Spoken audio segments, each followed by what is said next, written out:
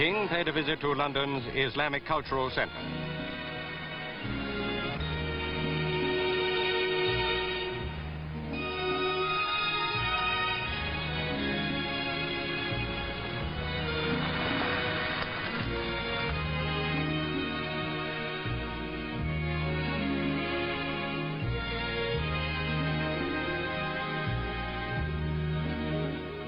The ambassador had arranged for more Saudi Arabians resident in London to meet their king. By the nature of their work and duties in many fields, they form an invaluable link between Saudi Arabia and Britain.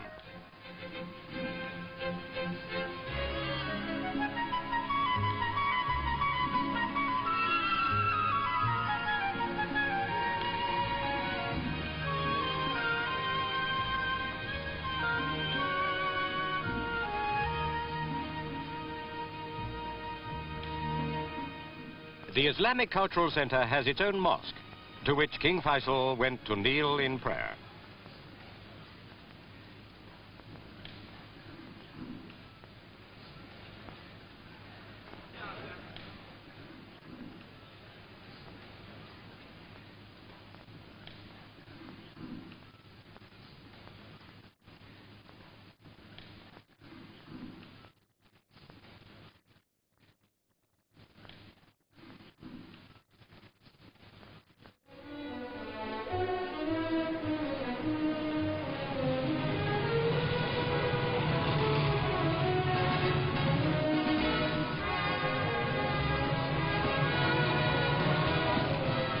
Much of the political work of the state visit took place at number 10 Downing Street, where King Faisal was received by Mr. Harold Wilson.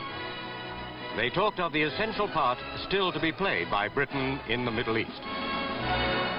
Lightning supersonic fighter planes lined up at Samsbury Aerodrome were part of an order executed by the British Airplane Corporation for Saudi Arabia.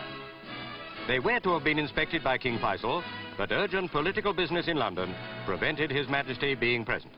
His brother represented him on this occasion. The Lightnings are only part of an order for a whole air defense system to be manufactured for Saudi Arabia by Britain.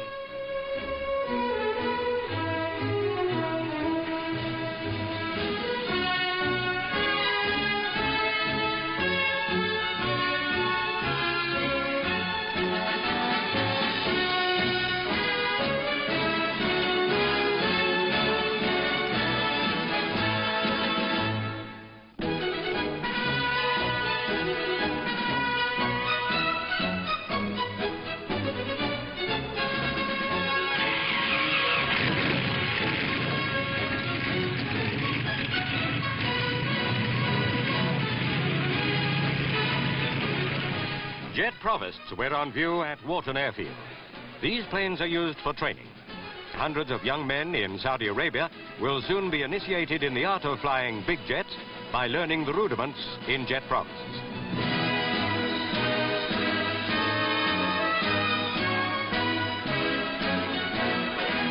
The King's son, Prince Bandar, is already familiar with jet provosts. He is at the RAF College, Cranwell. Back to Lightnings and an examination of a cockpit by Prince Sultan.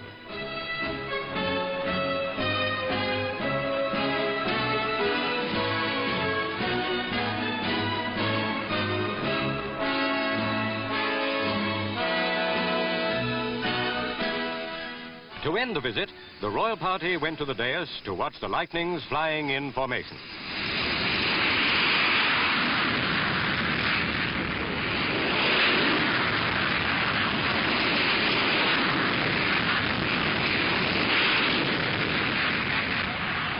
The City of London paid an impressive tribute to the Saudi Arabian monarch at a banquet in Guildhall. The Lord Mayor of London received the King and escorted him to the library, where he was presented with an address of welcome. It laid stress on the importance of the King in world affairs and of his country's contribution to culture, wealth, and influence. Then, in procession, the King, the Lord Mayor, and other dignitaries of the City Corporation went into the dining hall.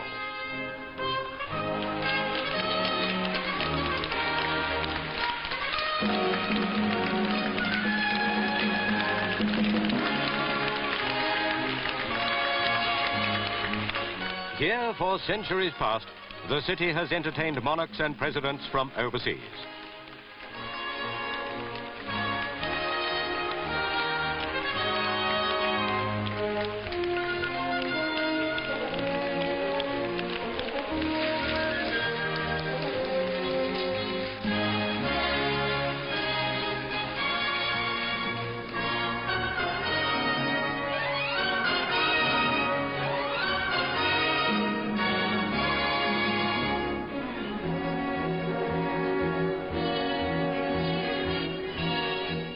The Duke of Kent and the British Foreign Minister sat to the left of the King. The Duchess of Kent was his immediate neighbour.